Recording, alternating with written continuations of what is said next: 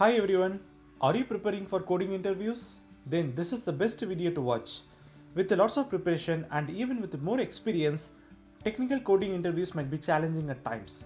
To be successful, we should follow some systematic approach in coming up with your solution. We will cover these approaches, step-by-step strategies and expert tip in this video. Please have a pen and paper to take notes. I want to start this presentation with my favorite inspiring quote to boost ourselves. We cannot become what we want by remaining what we are. I personally have this quote in my reading place and in my office. This quote emphasizes that if we aspire to be or achieve something different from our current state, we cannot expect to reach those goals without acquiring new skills, adopting different strategies, and embracing new perspective or even trying new things. Say if your goal is to work in big tech companies or even startup, you must first ask yourself what are the various new things to do to achieve that. Example, how many books should I read? What are the various skills should I develop? How many problems should I solve? You have to become that kind of person. You have to rise from your current position and do things differently. Then you will automatically attract the success. That is the law of nature. One quick tip is waking up little early in the morning and spend your first hour in solving the problems and learn data structure. This will change your life. Let's jump into the first important strategy. Thinking out loud is a valuable skill during technical interviews, either in person or in a collaborative online coding sessions. The interviewer will be always interested in knowing how you are thinking and approaching the problem. This is a good way to showcase yourself. Explain your approach. After you get the problem, share your initial thoughts on how you are planning to tackle the problem. Talk about the high level steps or algorithms that you are thinking. This helps to demonstrate your problem solving skills. Discuss potential solutions. Explore different strategies or solutions and explain why you believe they might work. Mention any relevant algorithms, data structures, or design pattern you are considering. This shows your technical knowledge and problem solving abilities. If you are coming up with two solutions for one problem, explain those two solutions and tell why you are picking one over the another, its trade-off, etc. Verbalize your code. When you start writing the code, explain each step and line of the code as you go. Describe what the code does and why you are implementing in a particular way. If you are writing this code, you can say something like, I am going to store the length of the array to a variable called len because I may need the array length in multiple places. It is good to ask the feedback from the interviewer then and there to be on the same page. Feedback need not to be a straight feedback, it can be a formal communication too. This is applicable for all the technical rounds. If you are not sure about your performance, ask for the clarification. This will help you to gain a deeper understanding of where you are going wrong and the chance to correct it earlier. This shows your resilience, which is a key factor to be a successful software engineer. The next tip is on getting the problem statement. When you read or hear a problem statement, understand it completely. Let it sink naturally into your brain and let your ideas flow. This will come when you practice more and more. Next, don't miss any key requirement from the problem statement. For example, if you start reading this problem, it is very tempting to jump into the solution without completely reading the problem statement. Or it may be possible to miss when we are working on the algorithm. So in this instance, if we ignore the in-place constraint, we might end up writing the wrong solution.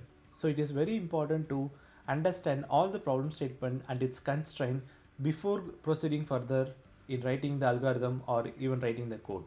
Our next tip is on gathering all the details from the problem statement. Sometimes the interviewer might have intentionally hide specific details in the question. This is a icebreaker to start a conversation with the candidate. If the problem does not have enough information to come up with a solution, ask clarifying questions and get all the information that you need before thinking about the solution. It is a good practice to make a note of these answers in the whiteboard also. Let's say the problem says, given an array of random elements, sort the array in ascending order and return it.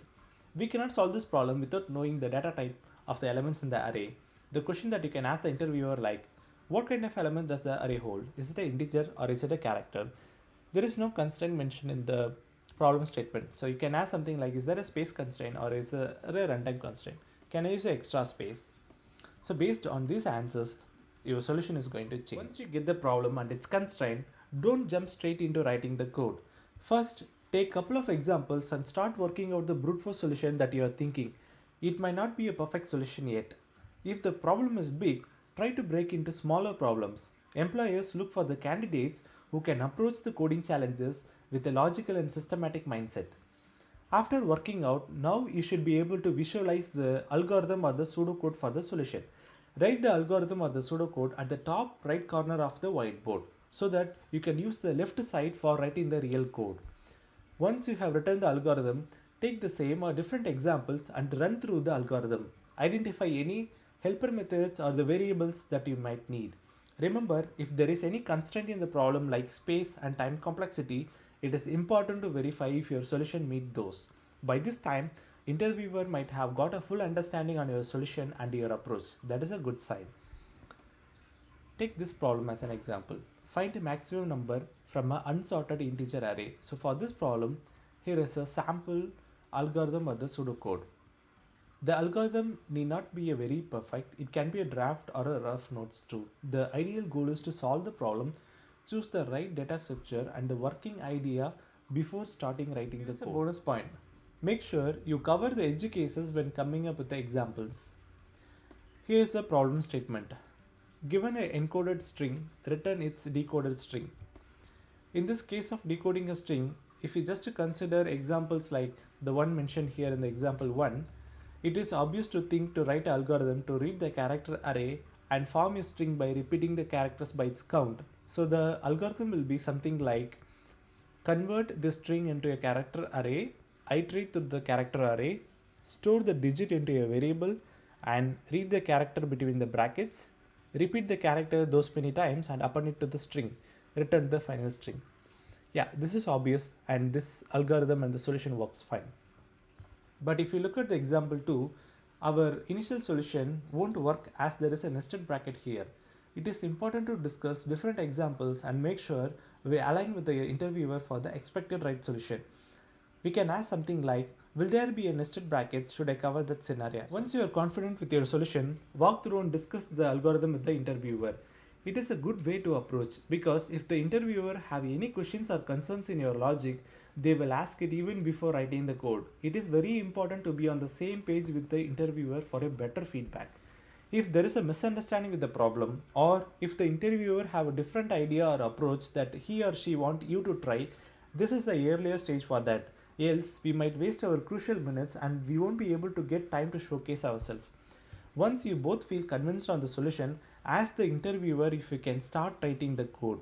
If you are using the whiteboard, always use the top right corner for working with examples and algorithms and pseudocode. When you start writing the code, use your top left hand side of the board. At the start of the code, leave some space for the base condition check. Also reserve 2 to 3 lines for the variable initialization and declaration. So your code will look neat and clean. It will also make debugging very easier. Now we are in the coding phase. Always remember to think out loud and verbalize your code. Be sure to practice this skill when you are writing code at home. Writing clean and well organized code is highly valued. Use proper indentation, meaningful variable names, comments and modularize code to enhance code readability. This demonstrates your ability to produce maintainable code. In case of large variable names, it is okay to shorten it for easy writing. It is important to convey this to the interviewer. Writing accurate and error-free code is crucial. Pay close attention to the syntax, variable names and any specific requirements mentioned in the problem statement. Effective time management is important during the coding round as you are typically given a specific time limit. Practice solving coding problems within the allotted time to improve your speed and efficiency. When you are practicing at home, have a timer when you solve the problem. After writing the initial code, thoroughly test it using different test cases. Debug any issues you encounter and verify your solution is providing the expected output. Also, look for the room of improvements or optimization. This showcases your attention to detail and problem solving skills. Remember, you are still thinking out loud and fixing issues in the code. If you have used any helper functions, test it separately. Also test it as a whole. A good coding solution should be able to handle various test cases, including edge cases and boundary conditions. Consider different scenarios and try to cover as many possibilities as you can to ensure your code works correctly in different scenarios. For example, in the string compression problem, we can take these different inputs and test our logic. This is a good sign to showcase that you test your logic with every possible cases, which is very important skill for a developer writing large-scale software applications. Continuation of test and debug process. It is time to calculate the space and time complexity. Make sure your code meets the expected space and time complexity or the best if not mentioned in the problem. Remember, we already designed our solution to meet this criteria in the algorithm stage itself. Example, if you look at this problem statement, it requires us to solve the problem in order of n log n time complexity and smallest space complexity possible. After writing the code, you should calculate its space and time complexity and discuss with the interviewers. And its runtime and space complexity looks good. You can still verify your code to see if there is any room for improvement in terms of space and time complexity, code readability, etc. Optimization can also be a part of testing the code. Just in case if you have noticed that you are creating an unnecessary variable, you can remove it or check if you can eliminate a loop by merging into another one. Make sure to talk to interviewer about what you are doing.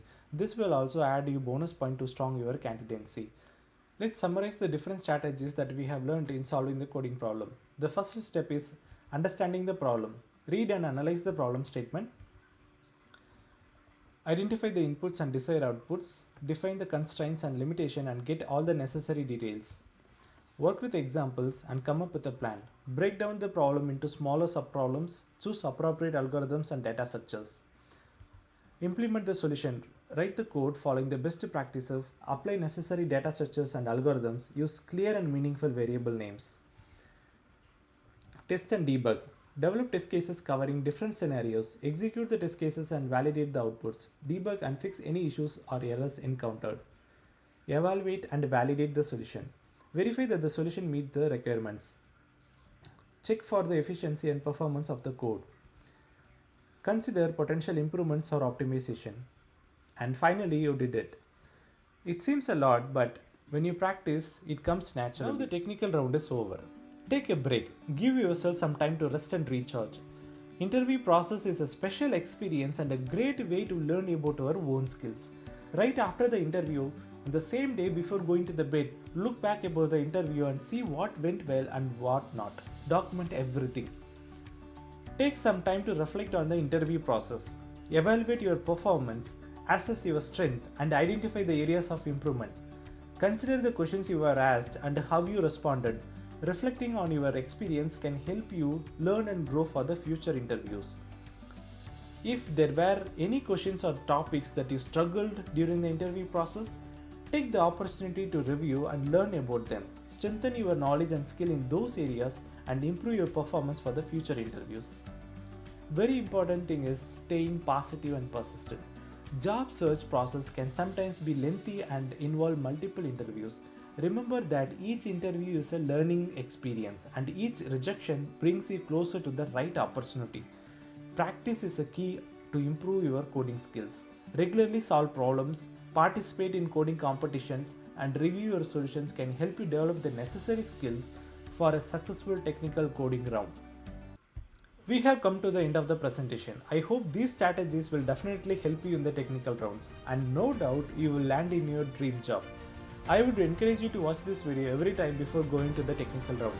This will refresh your memory and put you on the right track. I wish you all the success, and remember, don't give up, keep practicing. Thanks for learning with us. See you next time.